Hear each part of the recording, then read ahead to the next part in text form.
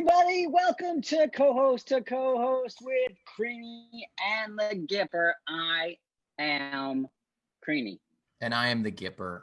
It's going to be fun. I think this is going to be a great time in the digital medium of Zoom and Facebook Live. We're going to do our level best. We're going to do the best we can with what we've got, the limitations that are presented to us. We're all real ready to get back to live shows. But don't you think, Gary, that it is important to remember that many of the live shows that we did were bad? Mm-hmm. They can't all be winners. Most of them for us were not. Get some bad ones. I'm not going to talk badly about an audience that isn't here. I'm not going to call people stupid. They can't defend themselves. I'm just going to say Rhode Island, and I think we all understand. Yeah, I know. I had a show at Rhode Island that I was doing. It was a show with a lot of hip young people. So I thought, that's my crowd. And got up, did my set. It went okay. Well, I worked hard and got very little. I was in the back watching, and there were these two like hipster guys right in front of me, and this older Rhode Island comic goes up, and he's just doing what I consider to be pretty offensive crowd work. You know, just pointing at people in the audience saying, "Hey, why is your wife such a fat slut?" Stuff like that. Oof. And at one point, he points to the guy in the front row. This guy looks like Forrest Gump on crack, and the audience went crazy, which isn't what bothered me. What bothered me with these two hipster guys that were standing in front of me. One of them just leans over to the other guy and says, "Whoa, this guy's good." A lot of our time together is kind of doing damage control. They don't tell you that in any of the books that, hey, you might have to drive in a blizzard for a gas only gig.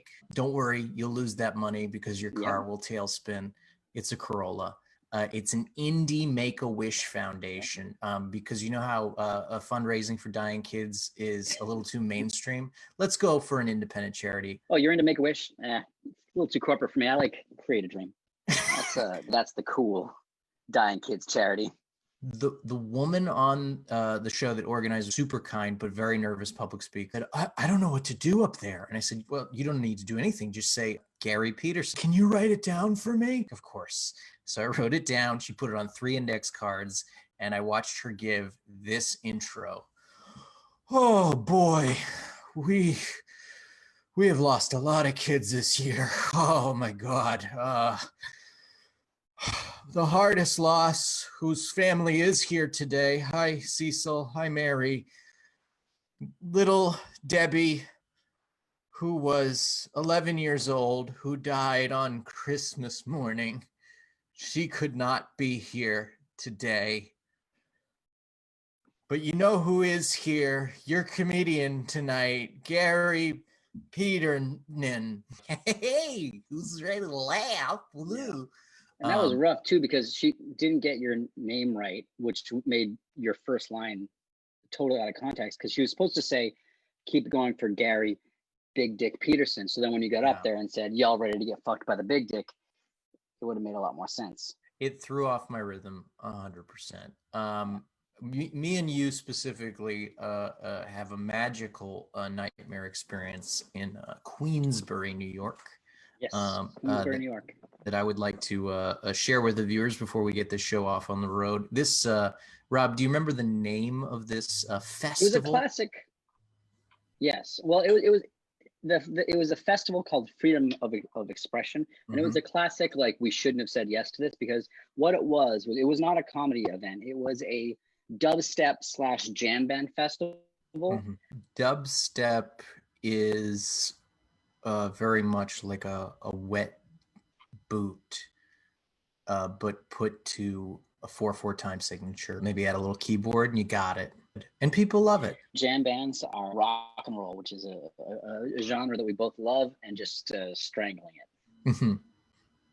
Usually like, this doesn't sound like Aerosmith, but we're going to give it a shot. We said yes because we were open, and we went up there. We had some free dates. We found out pretty quickly people were there for less than music, more about drugs. Yes, a lot of rolling, Dr. Seuss hats. A lot of Dr. Seuss hats. And the event was taking place at a ski slope, but it was during the summer. So it was just a real big hill.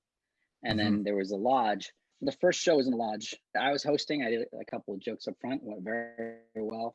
We brought up our friend Andrew, who was having a great set. But then midway through his set, it went bad.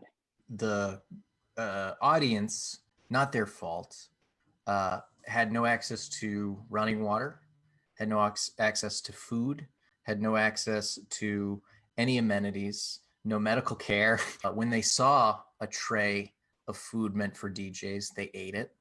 And when they were inside, they acted as animals do. I rarely have ever seen animals smoke weed indoors. That was really they ate the food and he was angry about that, but I think the thing he was the most angry about was the smoking of illegal drugs in his ski lodge. As he should be. He started to shut down our show like it was our fault. We didn't say, "Toke up, idiot." We were very much, please be respectful. The guy started yelling. He was this big Italian guy. "I'll show you who's the comedian. I'll show you. I'll be the fucking comedian here. I'll fucking show you now.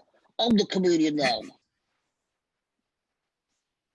Not really how it works. You got to go to a few open mics, maybe work on type 5. Start writing or audio talk. Write down every idea you have. Like that's the thing, is because you can always throw it out later, but it's good to have the raw material to edit from. He had a pistol in his hip and he was in no mood for laughter. He shut down the show. But the one thing, I was smart enough to push everyone into a hotel with running water, air conditioning. Rob, you love hotels famously. It's one of your favorites. I like ice machines, you know. You're a simple man. There's a room, the bed's made. You just get on that bed, you lay down, you jump up and down. It's a lot of fun. I love it. Yeah. We're a couple of kids at camp. It was fun. And we were bunking together, you and me, Gary. Our other comedy pals were all staying in another room together. Separate beds. There was a phone in the hallway. We're walking to a room for the first time. Gary just picks up the phone and he just dials in our friend's room number. And then he hands the phone to me. So now the phone is ringing to our friend's room. I have to think on my feet. So what I did was, when our friend answered, I did what I think anyone would do. I pretended to be a baby, you know. Hello?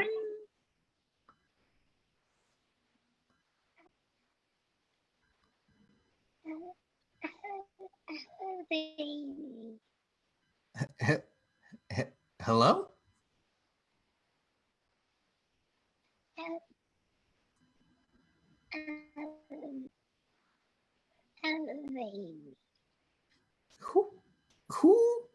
Who is this?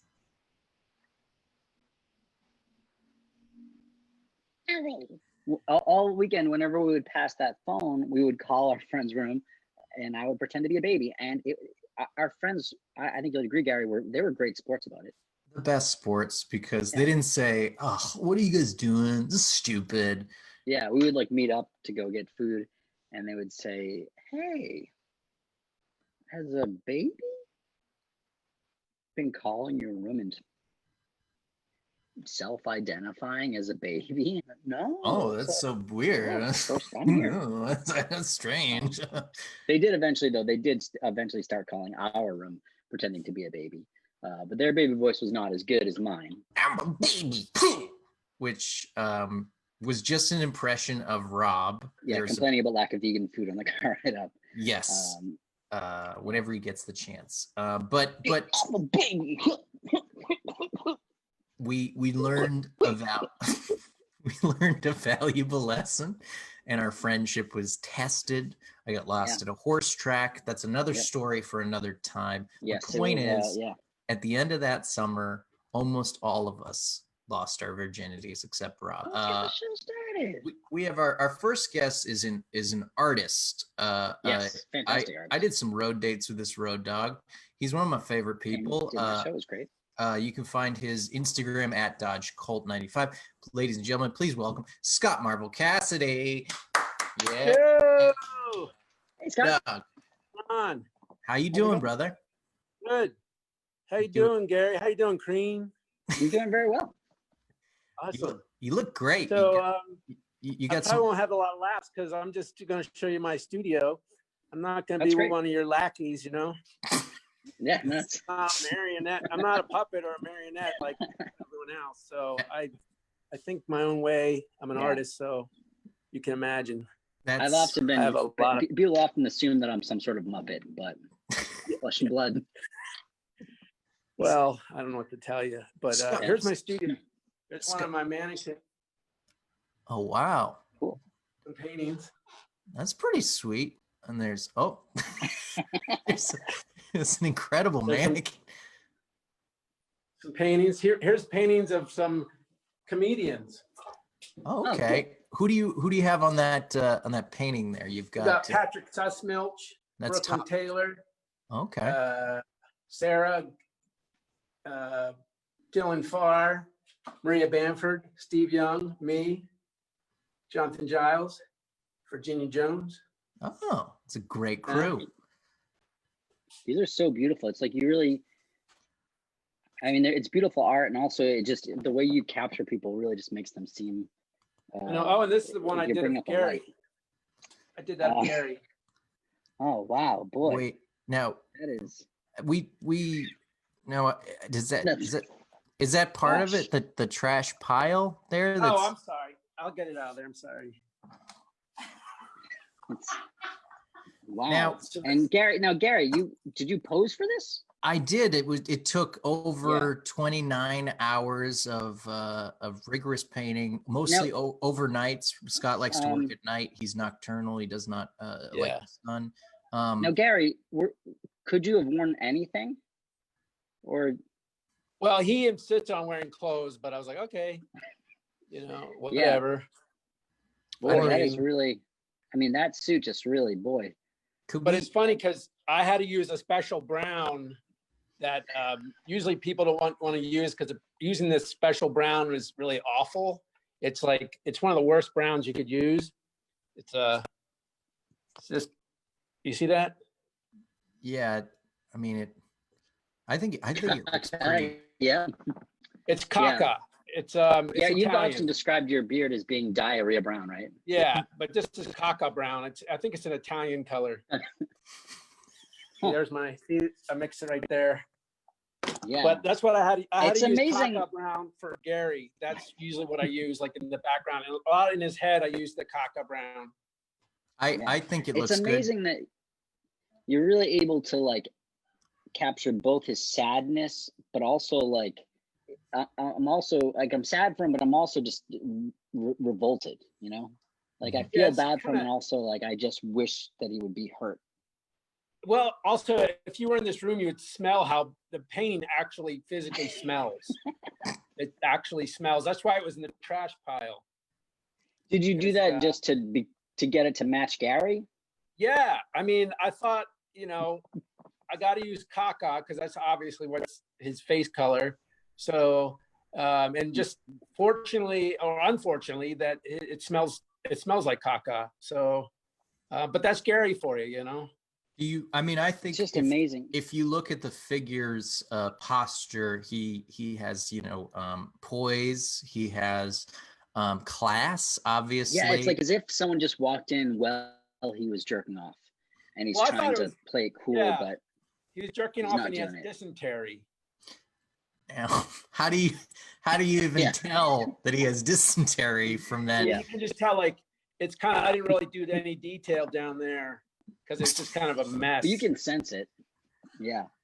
Yeah. He looks like a person that's sitting in a mess, and he's hoping no one notices it. I mean, I can do that, but then it's just a mess down here. Just and I use a smaller brush. I use a really small brush in this area. It's amazing how you look at the eyes and it's just like there's nothing behind them. Yeah, like it's sort of like one of just dead. I mean, I looked at Mook's Scream when I painted this. Like I was thinking of motionless. Almost like just empty, a husk. Would you say the record playing is probably the last record that figure will ever hear? Well, I was kind of mirroring the blackness of his soul or his brain. And I think the smile on his face is just, it's very much like Mona Lisa's smile if Mona Lisa was an incel, you know? Well, I always thought also like that's about the biggest smile you'll get out of Gary, because he's just always constantly just down. Yeah. So I mean, I thought I even gave him a little extra smile, you know? Yeah. Because he had a pronounced frown that had you could see his teeth. The frown was so bad. Oh yeah, you don't want to look at those. No, you don't want to. Like they're like tusks, almost like they're like chiclets, really. Yeah. Would you? Some are like tusks, some are like chiclets, and it's the combination that makes it so jarring. Yeah, it's like a rotten row of corn. Yeah. So I didn't want to like not the type of not like corn for human consumption, but corn that's only to feed pigs. Like really ugly animals. Like a really ugly pig that doesn't have any legs. Now, rolls around. I feel like I'm looking at this a different way, guys. I feel like there's a figure there who's seated and he is dignified, almost probably the top salesman at whatever company he works at the time. Yeah, you're talking about the chair. The chair looks like it's trying so hard to keep it together despite its awful situation. And I'm feeling myself connecting to the chair in the picture. Like I feel like I can feel the pain. Like all the support it's giving just to sort of shine, and it's really can't. It's kind of a lost cause. I love and you can see the boards in the wall are like they're looking at the chair, like wishing they could help, but they can't. Yeah, but they're kind of glad they're at least 6 feet apart from him. I would say that the shine from the Ryan Seacrest line of suits that he's wearing is one of the best auras of any figure that has ever been projected. I mean we look at the Scream, and I think this is a modern Scream here where he knows he doesn't have to yell to get attention because he's so confident and talented.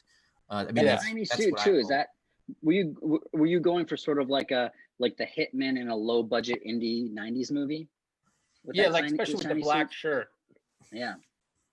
He's like a like sort of a low rent Tarantino character. Yeah. You can imagine like if like in a movie that's too on the nose Tarantino ripoff. Yeah. Like Reservoir Cats or Reservoir Mice. Okay, we know what you're talking about, Destiny Turns on the Television. Yeah. Pulp nonfiction.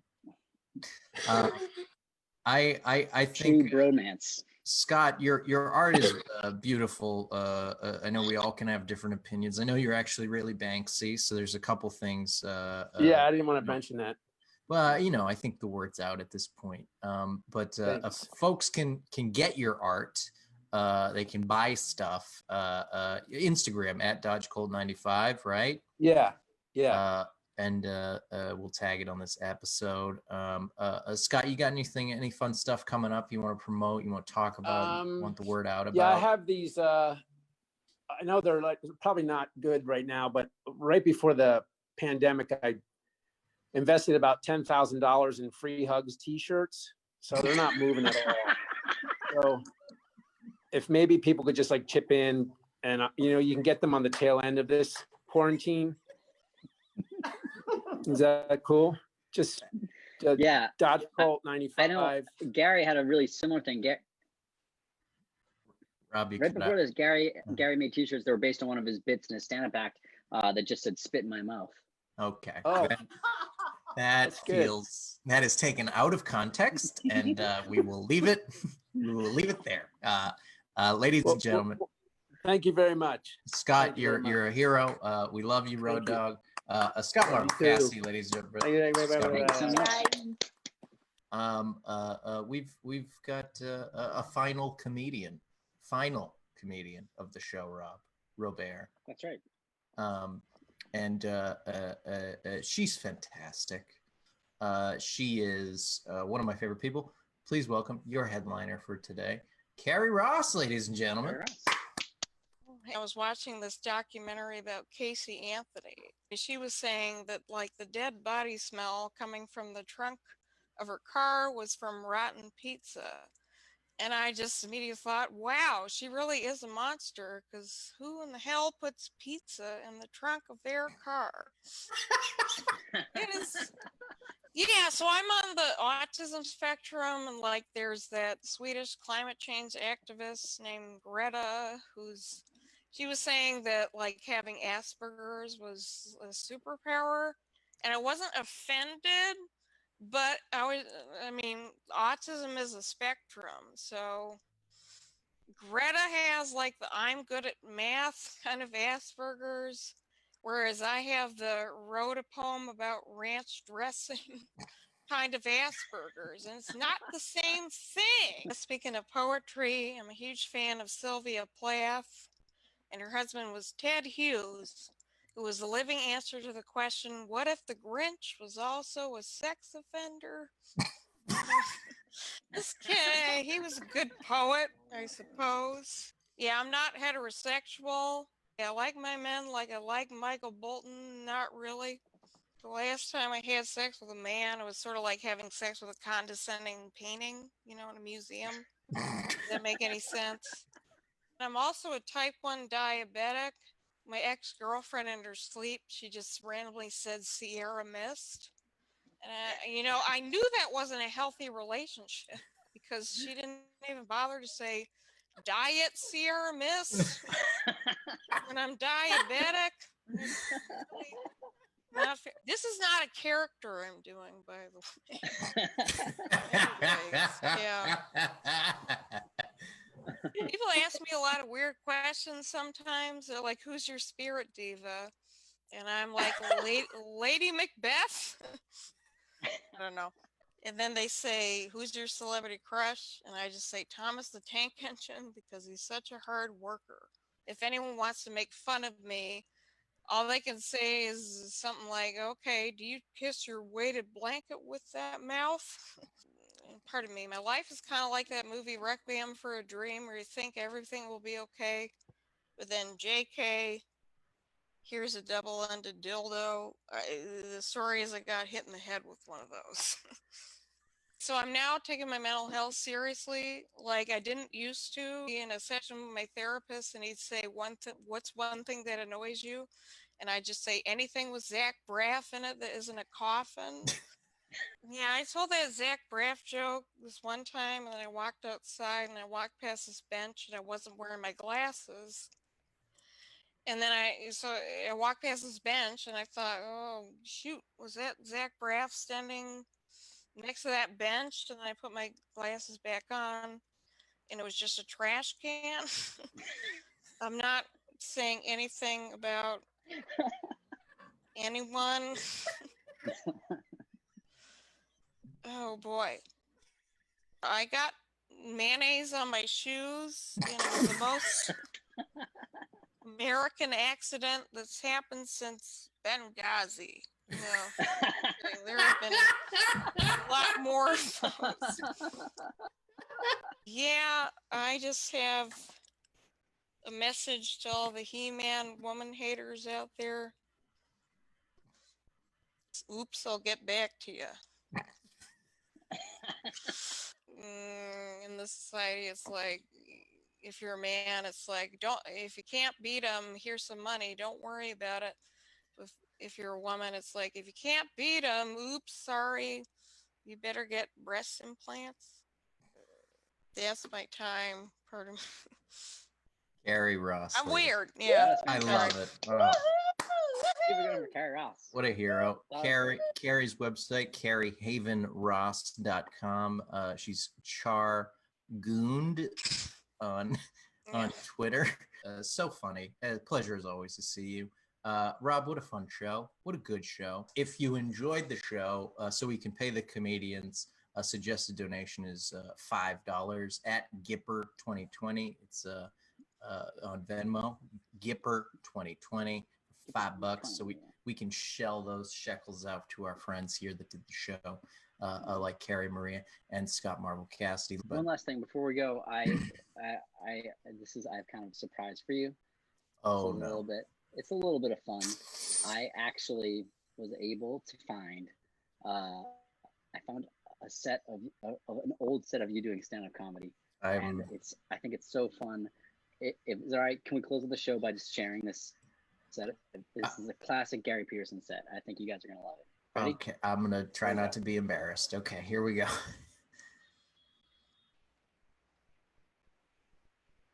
Everybody, it's me, Gary Peterson, everybody's favorite stand-up comedian, including Louis C.K., who I'm open for. Ready for some of my comedy jokes? All right, hey boy, what is up with diarrhea? How's it so delicious? Oh boy, I'm Gary Peterson. I love telling my Gary Peterson jokes. I went on a date with a lady, and oh boy, she turned up dead, but I had nothing to do with it. I'm Gary Peterson. Hey, oh boy, hey, how come a dog? There's a lot of shit on the street, but if I do it, everyone says you're a weirdo, Gary Peterson. Hey, why it's good looking for birds shits on you, but when I shit on a bird, I have an orgasm. Oh, Gary Peterson, sign it out. It's amazing just to see how Mhm. far you've come since then. You know. And I look at that and I think, was I ever that young? And thanks to everybody that performed here today, and my partner Rob Creany, the meanie on the East, Carrie Ross, Maria Bamford, Scott Marble. Yes. Ladies and gentlemen, that is our show. Thank you so much for tuning in. Goodbye, everybody. Yeah. Thank you so much.